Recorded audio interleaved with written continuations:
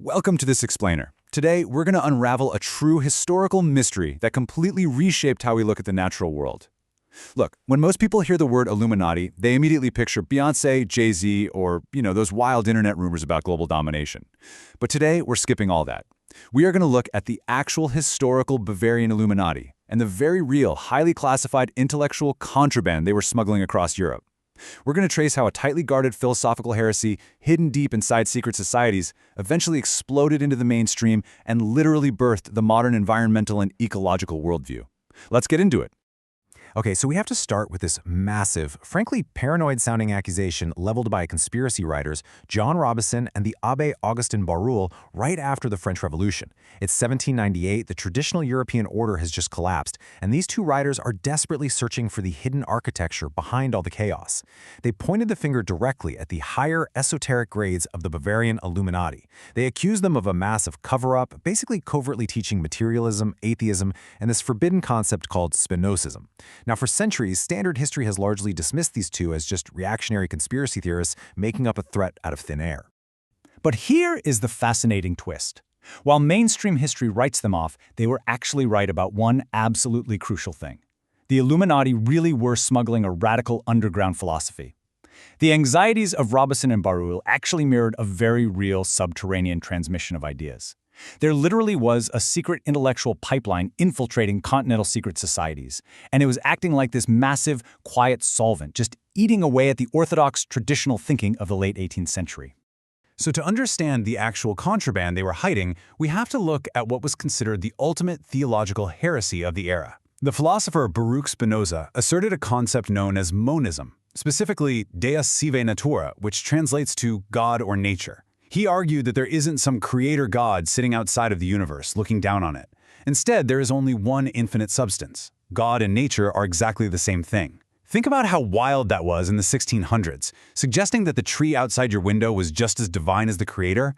That was incredibly dangerous. It stripped power right out of the church's hands and completely subverted the traditional order. Think about the sheer span of time we're dealing with here, moving from absolute exile to the halls of elite scientific institutions.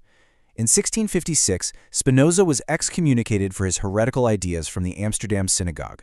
He was, for all intents and purposes, cancelled by the religious authorities of his day.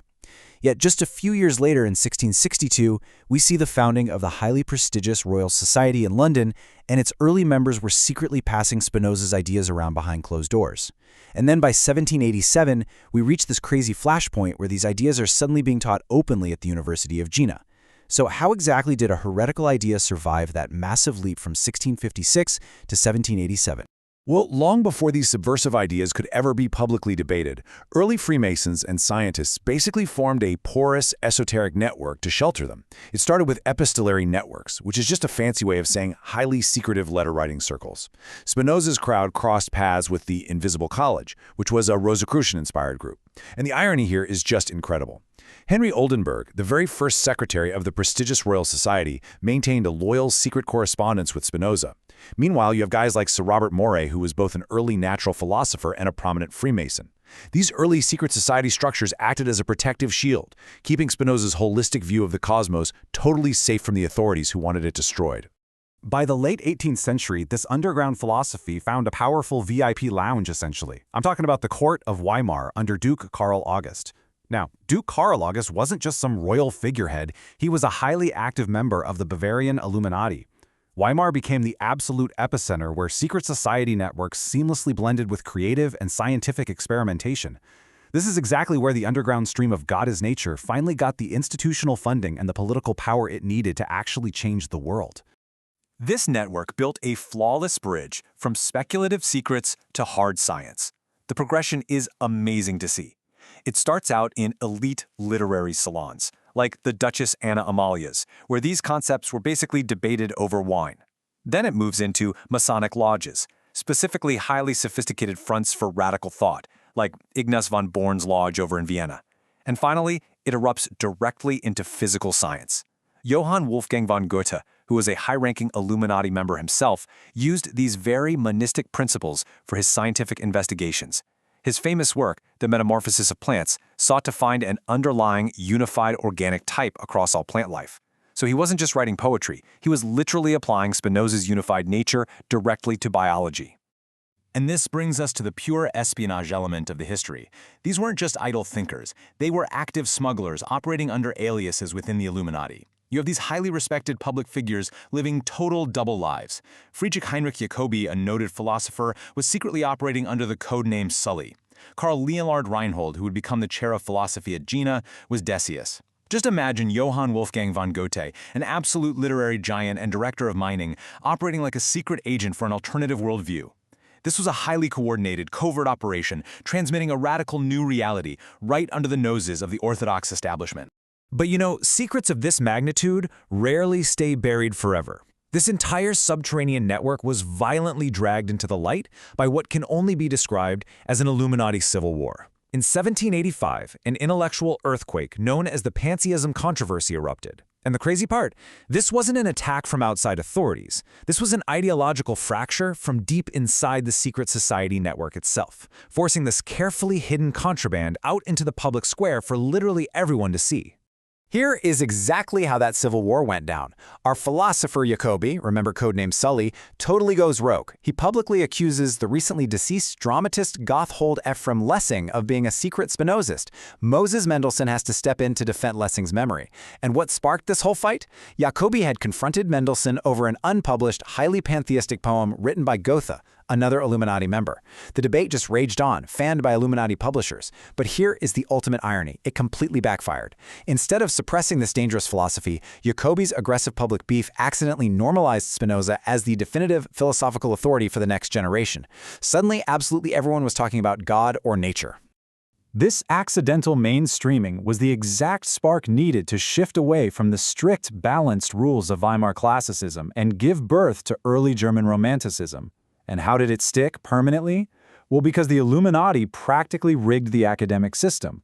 Duke Karl August, acting as a political patron, appointed Karl Leonhard Reinhold, codenamed Decius, to the chair of philosophy at the University of Jena. By strategically controlling the academic appointments, they laid the exact infrastructure needed for a total philosophical revolution. When you contrast these two perspectives, you hit the absolute intellectual crux of this entire explainer. We're talking about rejecting the dead machine of the Enlightenment for the living organism of Romanticism. Before this Illuminati network successfully smuggled Spinoza into the mainstream, the Enlightenment worldview viewed nature purely as a Newtonian machine. It was cold, mechanistic, dead clockwork. It was just something you dissect and exploit. But the new romantic Naturphilosophie, fueled by Spinoza's monism, completely flipped the script. Nature was now seen as an active, self-organizing, living, and profoundly sacred entity.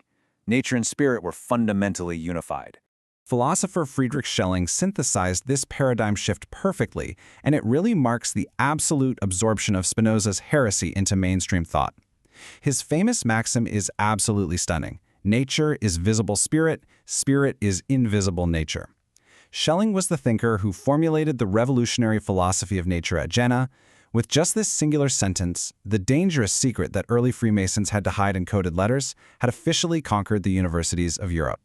So why does all this matter to us today? Well, because this once tightly guarded esoteric secret ultimately rewrote the Western world's relationship with the planet.